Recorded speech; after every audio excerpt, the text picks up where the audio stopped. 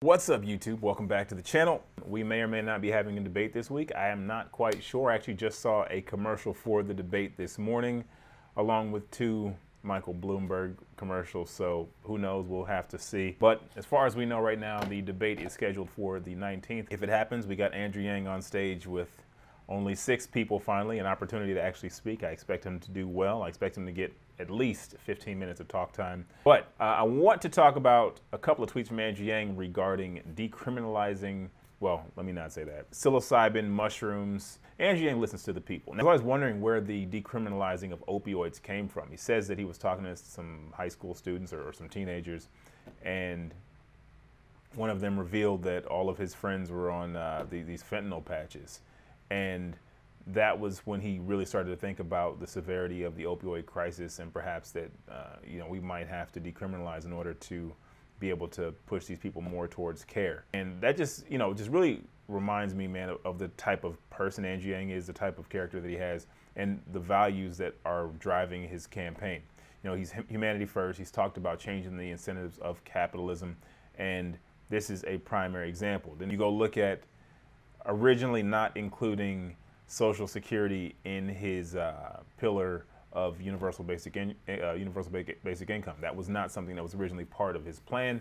He switched it up and said, you know what, this probably doesn't address the needs of this particular group, so we're going to make sure that UBI does stack on top of Social Security. Then you see these tweets here. A veteran in Davenport told me that psilocybin mushrooms were the only treatment he found effective for his depression after returning home. We should explore making psilocybin mushrooms legal for medical and therapeutic use, particularly for veterans. He continues, we should pursue this. Anything that makes people stronger and healthier should be more freely available. When a guy says that he wants to change the incentives of capitalism, he wants to change capitalism itself to benefit people instead of just, stacking up money, he's looking at outcomes. Marijuana is now becoming legal, and government gets a cut, so all of a sudden it's a good drug. Prior to this, it was the worst thing ever. It was a gateway drug. It was the beginning of the end of your life. Meanwhile, we got people dying left and right from drunk driving and smoking cigarettes. Those things don't matter, though. As long as the government gets a check, it's all good. With Andrew Yang as president, if those things don't benefit people, then what's the point? Let's focus on the things that actually benefit people. So that's when we have, hey, we might have to decriminalize opioids so we can get these people in treatment instead of making them feel like if they turn themselves in, they're going to end up in jail. So this is actually a new British study suggests that it could safely be used to treat depression when other drugs have failed, offering hope to millions of patients worldwide. The study compared the effects of 10 milligrams and 25 milligram doses of psilocybin and a placebo. There were no adverse events and no negative effects on cognitive and emotional function among the volunteers that took psilocybin, according to a Compass Pathway press release. Instead, the volunteers experienced changes in sensory perception and positive mood alteration, typical effects of psychedelic drugs. The results of the study were clinically reassuring and support further development in psilocybin as a treatment for patients with mental health problems that haven't improved with conventional therapy, such as treatment-resistant depression, said James Rucker, one of the lead researchers from King's College London, in the press release. Common pharmaceutical treatment is to take antidepressants like Prozac, which increase levels of serotonin to the brain to improve mood. But this type of antidepressant doesn't work for everyone. It is generally prescribed as a long-term treatment to maintain effectiveness. By contrast, psychedelic drugs quickly alter our brain function and could therefore potentially treat patients in just a few doses when combined with therapy, researchers have suggested. Though research remains in the early stages, such a treatment could target a range of mental health conditions, including anxiety, addiction, and obsessive-compulsive disorder. Finally, something from me. Here's how it works. Theoretically, psilocybin helps loosen the deeply rooted patterns of thinking and behavior behind many of these mental disorders. According to King's College London, it could relax the parts of the brain that control these behaviors, thus allowing old patterns to change or fade. Patients who have received psilocybin have described coming down from the high as with new insights and changed perspectives on their difficulties, said the university. This article is from the 14th, so Yang responding directly to this news. So, one, the timing. Yang is not a guy who's like, hey, we need to wait and be the last to be on it. No. If there's an opportunity to get better health outcomes for people, let's start looking into that immediately, okay? This is important. When you look at the other candidates' Twitter feeds and the things that they're talking about, they're only focused on beating the guy who's currently the president or trashing somebody else's policy or hyping up their own platform.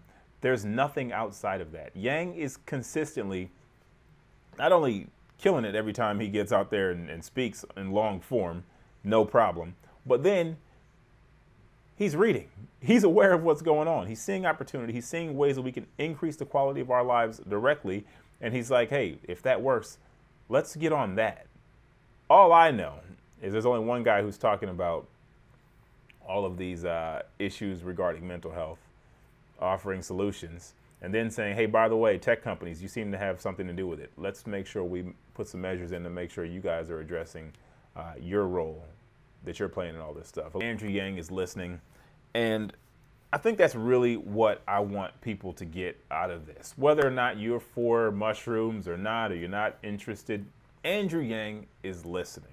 Somebody told me I should ease up on my criticisms of Andrew Yang. And see, here's the thing. I'm not going to do that because Andrew Yang is listening. And because he's listening, I know that if I say something, not necessarily me because I have authority or anything, but if there is a concern that the American people have and the guy who's running, who's campaigning for my vote, hears that there's a legitimate concern, maybe he might do something about it. See, all these other guys, they're just talking. I've seen Andrew Yang implement changes in his policy and his platform over the last few months due to concerns that come from people. He's not pandering to me. He's not doing something that he wouldn't normally do. This follows the same line of thinking that he's always had. It follows the Humanity First platform, and it's all about improving the outcomes for Americans. That's what this thing is about. This isn't about, hey, there's a bunch of people who I can get votes from who like mushrooms, so I should just say I like mushrooms. Just yesterday, we talked about how Elizabeth Warren is going to come short about $1 trillion with the funds that she's looking to collect. And when that happens, who knows what she's going to have to sacrifice? I don't know. I don't know what changes President Warren would have to make because she told you she was going to give you all these things and apparently she doesn't have the funds for them. But I do know she's spending that money like crazy without making sure she can bring in the cash to fund it. Whereas Andrew Yang says, okay, I want to give out $3 trillion a year. How can I make sure that happens? Well, first, I got to make sure I have a legitimate funding mechanism that can't be manipulated. Or we're going to go ahead and just impose a tax on regular purchases. We're going to tax the corporations on automation, which is a direct result of the reason why we need a universal basic income in the first place, because there's just not going to be as many jobs. Guys saw my Twitter this morning. I didn't put anything groundbreaking, but I posted a short video of the Walmart robot. I don't know if you guys have ever seen this thing. I think they only run them at night. But, you know, Walmart's got the little cleaning robot. He goes around, he mops up the floor. You know, I had an encounter with him. I had my cart. He stopped. He made sure I was good. I said, you good? He said, I'm good. We passed each other. We gave each other a nod, and we kept it moving. But that's one less job. That's one less salary. That's one less person who needs days off. That's one less person who they got to pay health care for. Like, they're trying to save money as best they can, and automation is the way for that. If you don't have Andrew Yang saying we need to impose a tax on these robots immediately, we're just losing revenue. And we're not going to just tax you and then we're going to tell you that we're going to do something for you that maybe works out and maybe doesn't, because we know the government isn't that great at actually running programs. No, we're going to tax you and then we're going to give you $1,000 a month back.